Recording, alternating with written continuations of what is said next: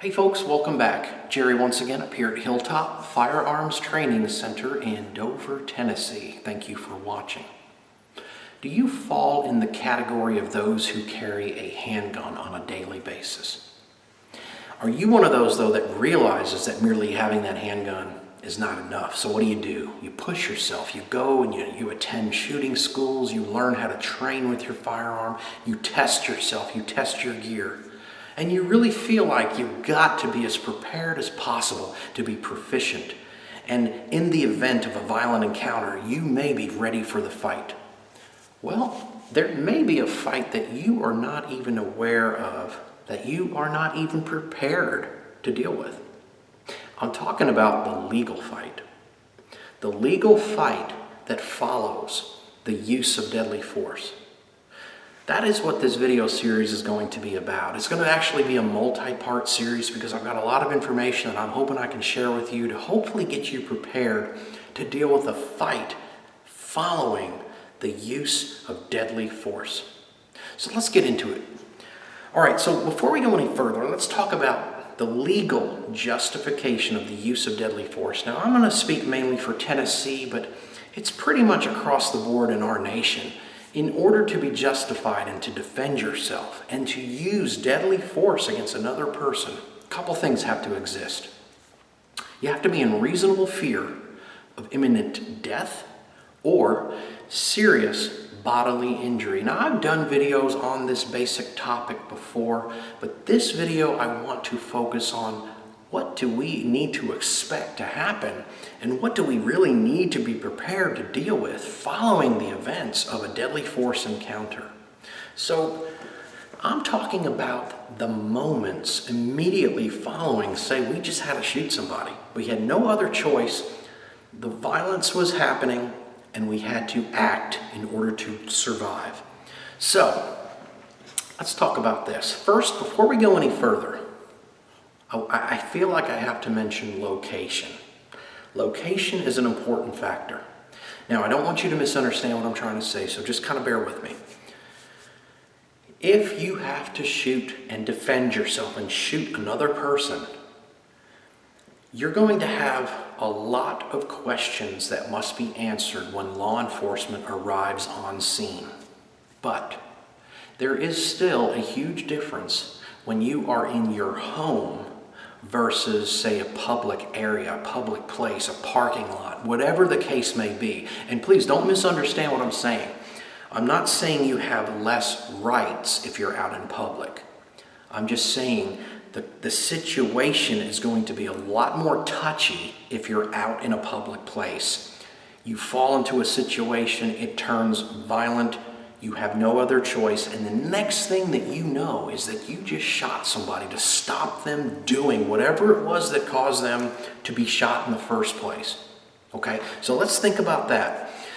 There's a huge difference when law enforcement arrives on scene and you're, say, you're on the phone with 911 and you're in your living room and you just shot somebody, than when you're on, say, the same phone, but you're standing in a parking lot and there's a person or persons laying there with gunshot wounds and you're the person that caused them. And that's what I wanted to talk about in this particular video for today. Let's focus on the minutes, the seconds following the time it became violent and we had to react and we had no other choice and we had to shoot somebody to stop them doing what they were doing, whether it was they were intent on beating you to death, stabbing you, shooting you, and now the police are on the way. So let's talk a little bit about that. Okay, so first of all, what do you do the seconds following? You just pressed the trigger and you launched a high velocity projectile into another human being. Think of it this way. People that deal with such an encounter, they've got a lot of stuff against them. Adrenaline being pumped into their system, heart rate is through the roof, respiratory rate, possible other people in the midst of all this chaos going on. You have to think about all the things that are going to happen so rapidly. And that's what I hope I can help you maybe sort of think about and picture yourself in this situation. Okay, so here we go. Say you are walking to your vehicle. It's late. Your vehicle's parked halfway across the parking lot. You're walking towards it. You have your keys in your hand. And out of the blue, a violent encounter happens. Now, we could talk about all kinds of scenarios, but we don't need to waste time on that. All we know is 1 minute we're walking towards our car. The next thing we know, it started out verbal. It's turned physical. Someone pulls a knife, a gun, it could be even someone attacks us physically, whether they're trying to pound our head into the asphalt or they're trying to stab us with a knife or they pull a gun. We happen to be quicker because we are the person that goes and we train and we shoot a lot and we're good at it. We draw our pistol, we put multiple rounds into their high thoracic region, and all of a sudden the person stumbles back and falls to the pavement. We have just used deadly force. And we fall into the category of legally using deadly force because we were in reasonable fear of imminent death or serious bodily injury, and the smoke is still coming out of the muzzle of our pistol. What do we do? Well, there's a lot of things happening right now, really rapidly. First of all, you have to think about something. The gun came out for a reason. There is no reason to put the gun away yet. What I mean is the fight over? Is the fight over? The person we just shot, have we neutralized the threat? Now, we talk about neutralizing the threat a lot in our legal lectures here when we're teaching the Tennessee Handgun Carry Permit class. And what we're trying to say is people that get shot normally are not out of the fight, not instantly. So even if the person several steps ahead of us is lying on the ground, do we know it is over? And that person no longer poses a lethal threat. Here's something else. Is there anyone else that might need to be shot? I am transfixed on this person. Adrenaline is pumped into my system now. And I am like, oh my goodness, I just shot this person. I'm still alive. Well, I may not want to be so focused on this threat that I miss the threat that might have maybe flanked and now is standing behind me. Make sense? So, we've dealt with the obvious threat. We might need to see, is there anyone else that is a potential threat? From that point, we need to check something else. Are we injured? Are we okay? Because see, when adrenaline is pumped into your system, it is a known fact. People have been shot, stabbed, slashed, critically wounded, and they're so transfixed on the obvious threat ahead of them, they don't even realize that they have been hurt, seriously wounded. You may have received a gunshot wound and you don't even know it yet because you were fighting for your life. Threats down. Is there anyone else? There may be multiple people in a crowd now. People are going, people are calling 911 as you're standing there. Check yourself. Am I injured? Am I okay? If now we are certain situation, the violence is over, the person that needed to be shot is down, if there's no one else that might need to be shot as well, now it might be a good idea to go ahead and put the gun away. Now, most of us carry a cell phone with us. Most everybody on the planet walks around with their phone. 911. Very, very important. After we are certain the threat is over, we're okay. Doesn't matter if 10 people are on the phone with 911, you need to dial it.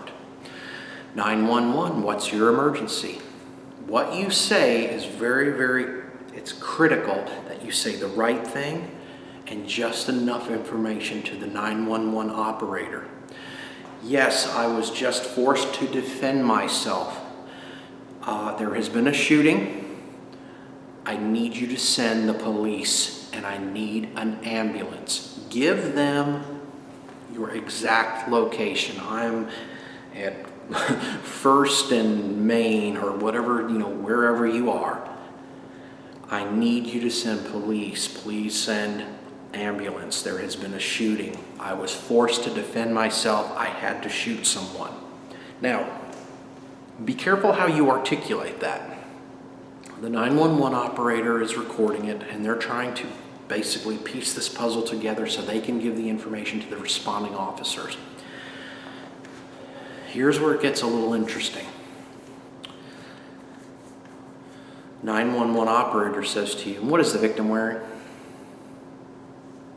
What is the victim wearing? "I'm wearing a black t-shirt, khaki pants. I'm approximately 6'1". I'm a white male. I've got..." Follow me? You are the victim. The person that you just shot laying on the asphalt is not the victim. But sometimes people may, he's wearing, and you'll be describing the person you just shot. He is the aggressor, the perpetrator, the person that violently caused you to defend yourself. Keep that in mind. Very, very, very important. As you tell the 911 operator, you be careful how you and what you say and how you say it. It doesn't hurt to say, if you live in, say, Tennessee issues handgun carry permits. Some states do not. I'm a handgun carry permit holder. See what I mean? You need to let law enforcement know that you're the good guy. You're the victim. You just defended yourself. Here's some other important things, and we're going to lead up just to when law enforcement arrives on scene, but this is about the moments prior, and then we'll pick that up in another video, guys. Evidence. Make sure you do not disturb the crime scene. Evidence can be anything from whether or not the aggressor had a weapon. Could be a knife. Did the person have a knife? Did the person have a gun? Where's the weapon? Are your eyes on that person that you just shot? Is that person possibly, if he had a weapon, can he still get the weapon?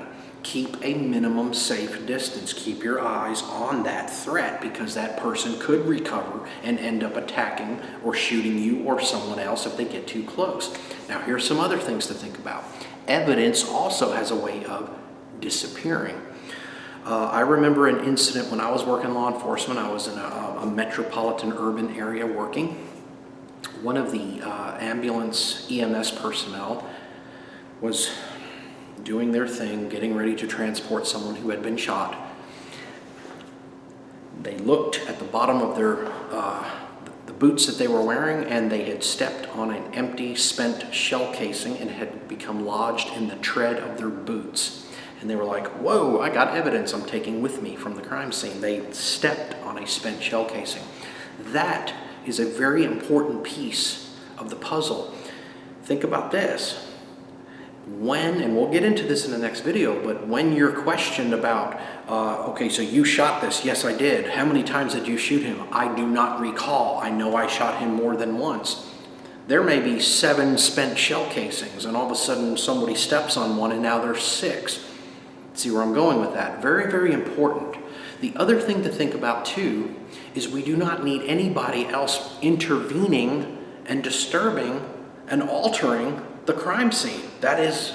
You do not need that, and you need to not disturb it either. So if you're standing where you need to stand, you may need to stay in your area until the police take over and are in control of the scene. There's something else to think about. And this is sort of a very gray area, but it's something to kind of just put in the back of your mind. What if a crowd has gathered because they heard the gunshot, they heard the commotion, and someone in the crowd says, "I'm a doctor. Let me help the person you just shot." Rendering first aid.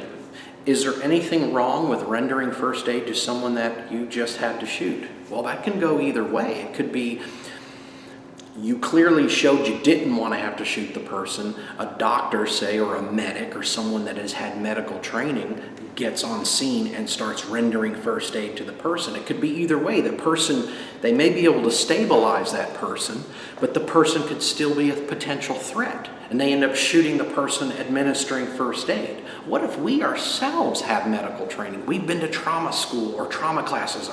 We've had tactical medicine, TCCC, whatever it is. A lot of military live in the area where I'm actually talking. Well, do we need to render first aid on someone that we just shot? You think about that. Think about that. Okay, that's a very questionable area right now. Maybe we are best to leave the situation where it is and let the EMS, the EMT, the ambulance, let them deal with the person that we did not want to shoot, but were forced to shoot. Make sense?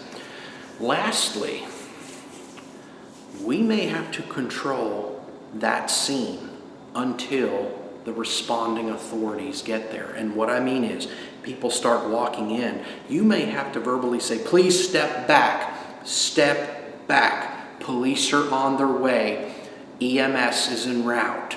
I don't mean for you to become the aggressor in the situation, but I mean for you may have to take that extra step to keep the integrity of that scene that is unveiling around you as pure as possible, because you want it to be investigated in the right way. You don't need people, all of a sudden somebody's like, hey, I found a gun. Why are you picking up a gun? Understand what I'm saying?